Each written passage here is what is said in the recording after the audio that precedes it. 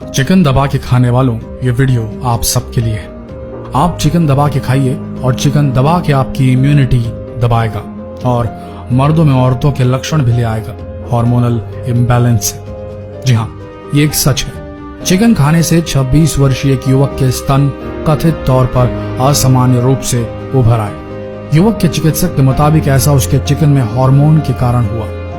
ये तो एक केस था, न जाने कितने केसेस, कितने बॉडी बिल्डर्स इस समस्या से त्रस्त हैं। जैसे ही जिम छूटा, हार्मोन के इंजेक्शन लगे चिकन को खाने के साइड इफेक्ट्स झूलती छातियों में दिखने लगते हैं। फार्म में पलने वाले ज्यादातर चिकन के ब्रीड ब्रायलर चिकन के होते हैं, कम जगह में जल्दी बढ़ने वाली ब्रीड। ये तो आज की डेट में हर चिकन खाने वाला समझ चुका है कि फार्म का चिकन और देसी चिकन के न्यूट्रिशन में जमीन आसमान का फर्क होता है। जहां घर पे नेचुरल तरीके से पाली गई चिकन में न्यूट्रिटिव वैल्यू ज्यादा पाई गई है, वहीं फार्म चिकन तो आलू हो चली है। और सिर्फ यही नहीं, इन फार्म में पाली गई ब्रायलर चिकन्स के जरिए मानव शरीर में एंटीबायोटिक्स पहुंच रहे हैं, बेहद खतरनाक डोसेज में। एंटीबायोटिक मुर्गियों को बीमारी से बचाने और उनके तेजी से विकास के लिए दिया जाता है, जो इंजेक्शन और दानों में मिलाकर दिया जाता है। फिर एंटीबायोटिक्स इन्हें खाने वालों के शरीर में पहुंच जाते हैं। चिकन फार्मिंग में एंटीबायोटिक्स का सबसे ज्यादा इस्तेमाल करने वाले 5 देशों में भारत पहले नंबर पर है।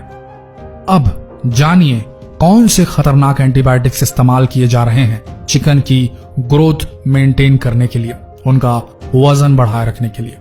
Oxy tetracycline, chlortetracycline, doxycycline, enrofloxacin, ciprofloxacin, neomycin, aminoglycosides. जबकि इन एंटीबायोटिक्स को WHO ने इंसान के लिए खतरनाक बता रखा है।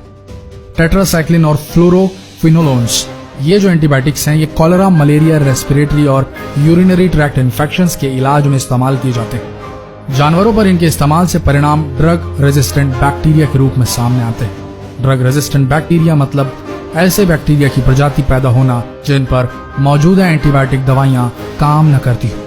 अब सोचिए, ये बैक्टीरियल स्ट्रेन अगर किसी इंसान में इन्फेक्शन कर दे तो उसका इलाज कैसे हो सकेगा। भारत में एंटीबायोटिक रेजिस्टेंस के प्रभाव से हर साल लगभग 57,000 नवजात शिशुओं की मौत हो जाती है, क्योंकि एंटीबायोटिक्स का असर मां के जरिए बच्चे पर भी पड़ता है। और एंटीबायोटिक रेजिस्टेंस भारत में डॉक्टरों द्वारा बेवजह एंटीबायोटिक देने के अलावा फार्मिंग किए हुए चिकन को खाने से भी बढ़ रहा है।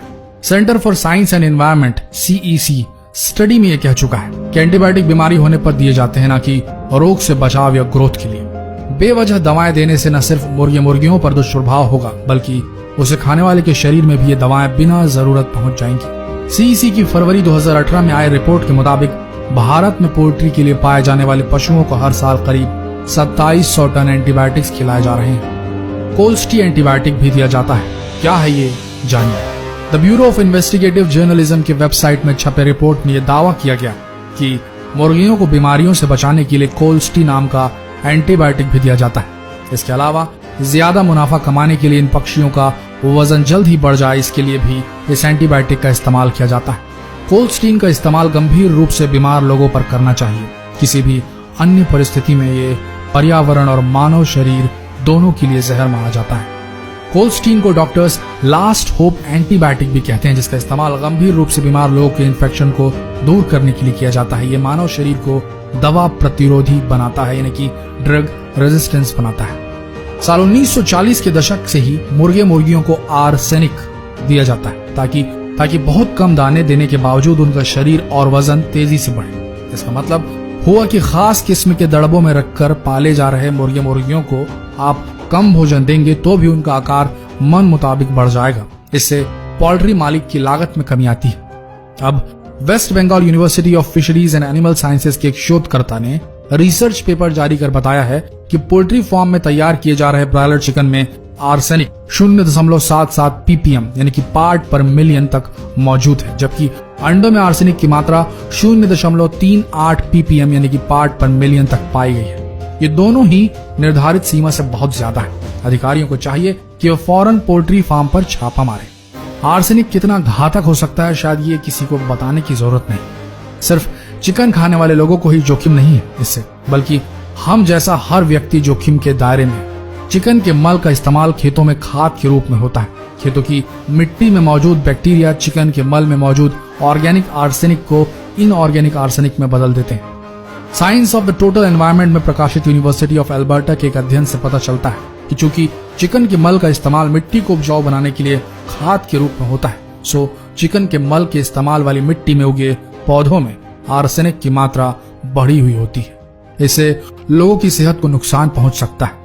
पोल्ट्री से पैदा 70 से 90% आर्सेनिक पानी में घुलनशील है। इसका मतलब है मिट्टी के जरिए यह आर्सेनिक भूमिगत जल में प्रवेश कर सकता है।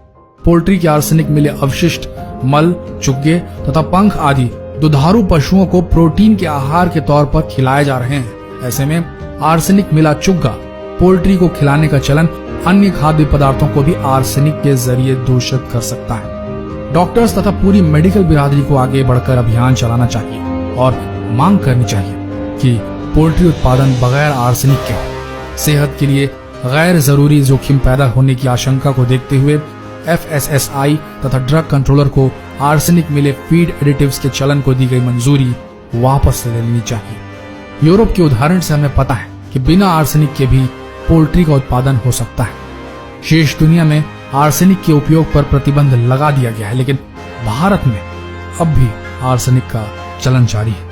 विशेषज्ञों का कहना है कि मुर्गी पालकों को यह भ्रम है कि चिकन को दाने के साथ एंटीबायोटिक्स खिलाने से उनकी ग्रोथ तेज होगी, जबकि एंटीबायोटिक्स किसी प्राणी को बीमारी होने पर दिए जाते हैं, न कि रोग से बचाव या ग्रोथ के लिए। इस मैसेज को जितना हो सके फैलाइए दोस्तों, क्योंकि जरूरी है ये मैसेज हर पोल्ट्री फार्म मालिक और ग्राहक तक पहुंच जाए। आशा करते हैं आप इस संदेश की महत्ता को समझ रहे होंगे। धन्यवाद।